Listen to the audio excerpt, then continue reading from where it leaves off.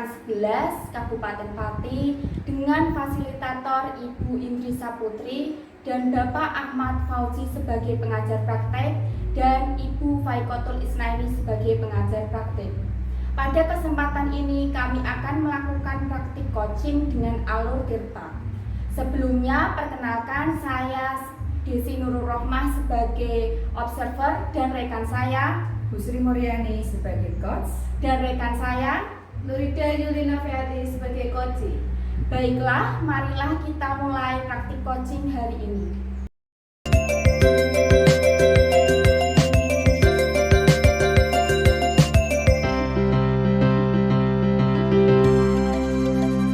Assalamualaikum Bu Sri, bagaimana kabarnya hari ini Bu Sri? Waalaikumsalam warahmatullahi wabarakatuh Bu Desi. Alhamdulillah hari ini baik Bu Desi. Bagaimana kabar Bu Desi juga? Alhamdulillah Bu Sri, kabar saya baik sekali.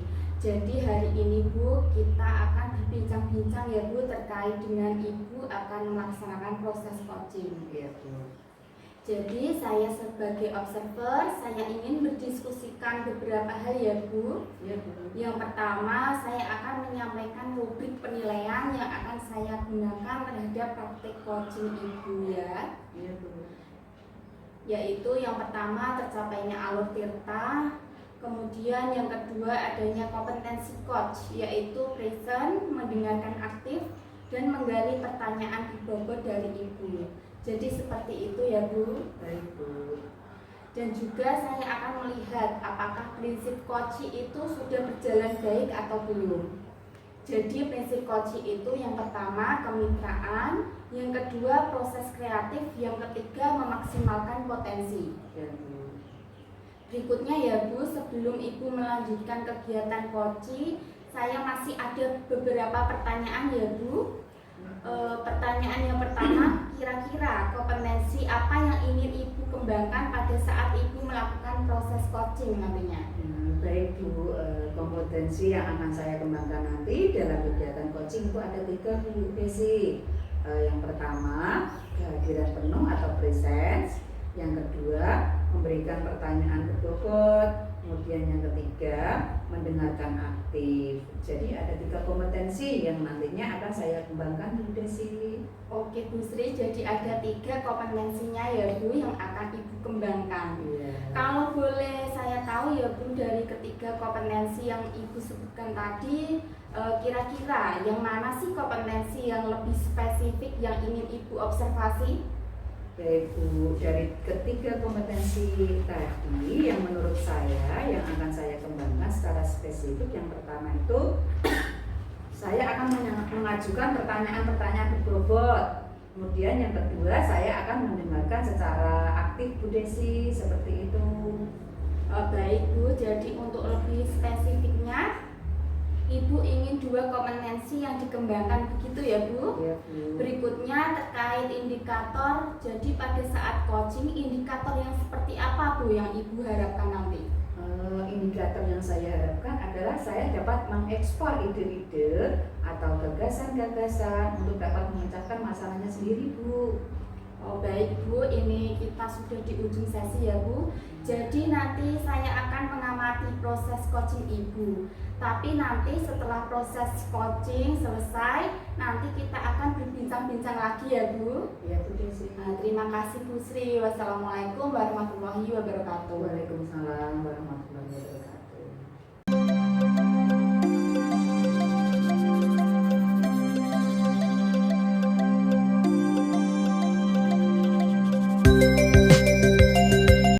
Assalamualaikum Bu Sri, bagaimana kabarnya hari ini? Waalaikumsalam Bu Nurida. Alhamdulillah kabar baik Bu Nurida. Bagaimana kabar Bu Nurida hari ini juga? Alhamdulillah sehat Bu. Bu Sri, bolehkah saya meminta waktunya sebentar?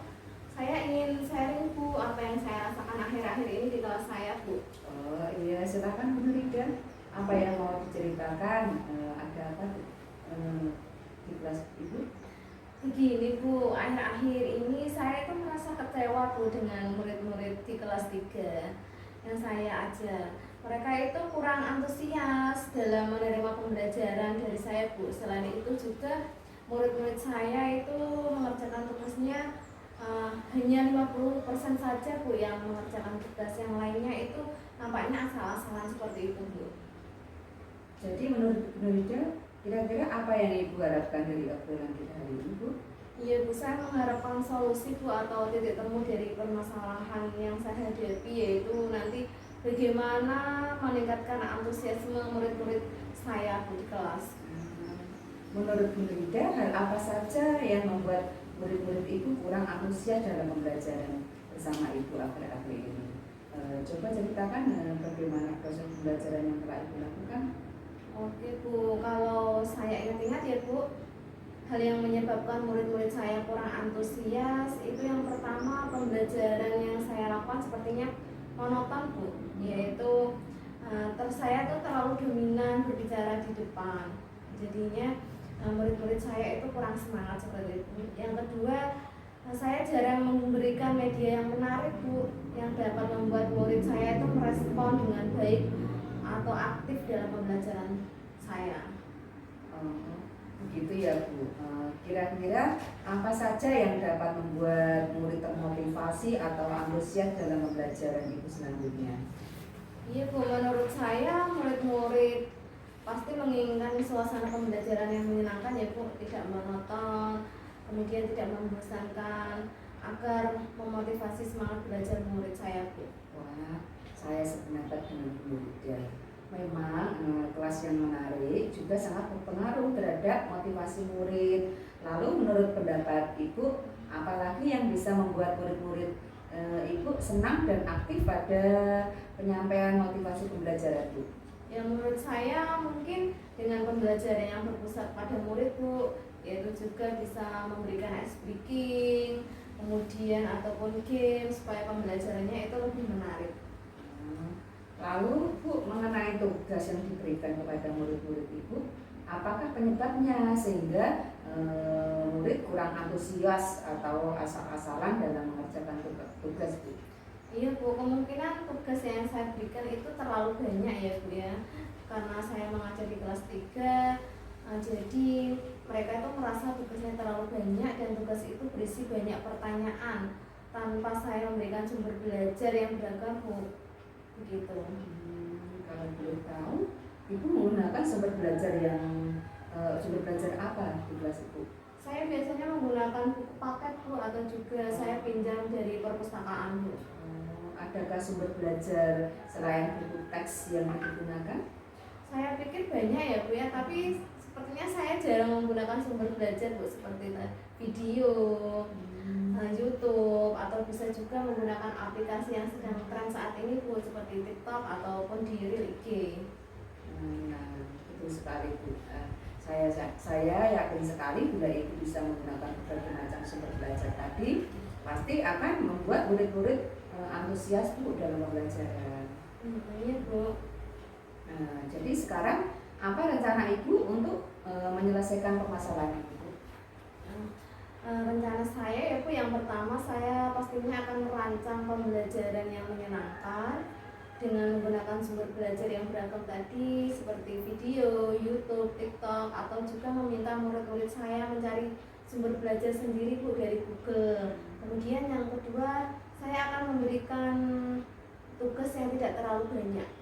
Kemudian saya juga akan menyesuaikan dengan bakat minat murid saya Bu. Istilahnya saya akan melaksanakan pembelajaran diferensiasi seperti itu Bu, sehingga murid saya itu tidak merasa terpaksa.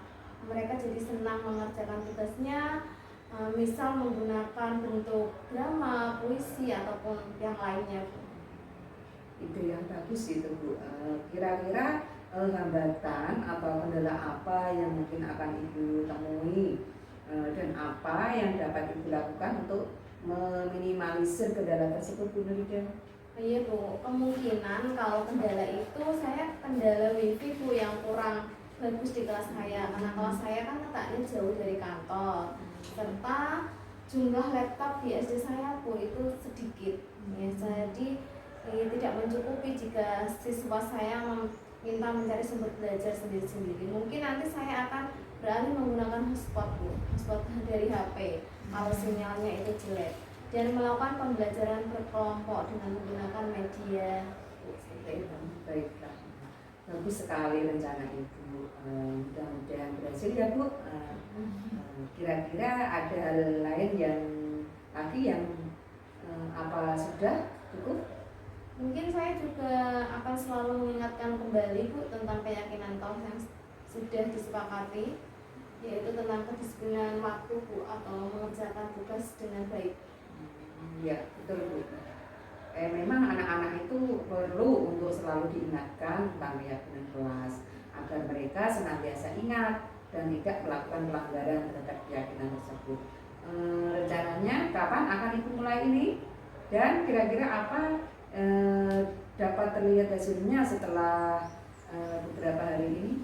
Insya Allah secepatnya ya Bu, mulai besok juga bisa Bu. Saya akan mulai untuk merubah dekorasi kelas, mungkin sekitar 2-3 minggu ya Bu, agar terlihat perubahannya gitu Bu.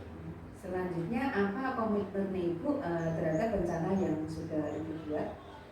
Ya, saya berkomitmen untuk selalu membuat rencana pembelajaran yang menyenangkan, menggunakan banyak sumber belajar yang beragam. Kemudian saya akan dapat menjalankan merdeka belajar Bu, membuat murid-murid saya senang. Kegiatan eksplorasi materi tanpa ada unsur paksaan akan saya serahkan mereka untuk memilih sumber belajar yang mereka sukai. Baiklah Bu, super sekali ya Bu ya. Menurut Ibu siapa yang bisa membantu Ibu melakukan rencana Ibu selanjutnya? Tentunya saya bisa membantu, saya bisa meminta bantuan rekan saya Bu, atau yaitu guru agama atau guru mapel yang lainnya. Iya Bu. Bagus sekali Bu. Ibu berkolaborasi dengan rekan guru lainnya agar lebih menguatkan ya. Saya sangat mendukung. Mudah-mudahan semua berjalan lancar dan sesuai harapan ya Bu ya. Baiklah, berarti ini Bu Nurida sudah dapat solusinya. Saya tunggu kabarnya 3 minggu lagi ya Bu. Semoga tercapai seperti apa yang Ibu rencanakan. Nah iya, terima kasih Bu Sri atas waktunya untuk sharing hari ini ya. Sudah mendengarkan keluh kesah saya panjang lebar mencari solusi ya Bu. Terima kasih Bu Sri. Iya, sama-sama Bu. Mudah-mudahan kita semua bisa menjadi guru yang selalu dirindukan oleh murid-murid ya Bu. Amin. Terima kasih ya Bu. Assalamualaikum warahmatullahi wabarakatuh. Waalaikumsalam warahmatullahi wabarakatuh.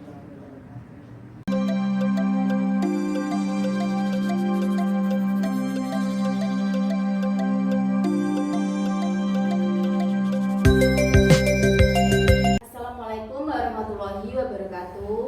Waalaikumsalam warahmatullahi wabarakatuh. Jadi di sini Ibu sudah melaksanakan coaching ya Bu? Alhamdulillah Bu, coachingnya hari ini sudah selesai.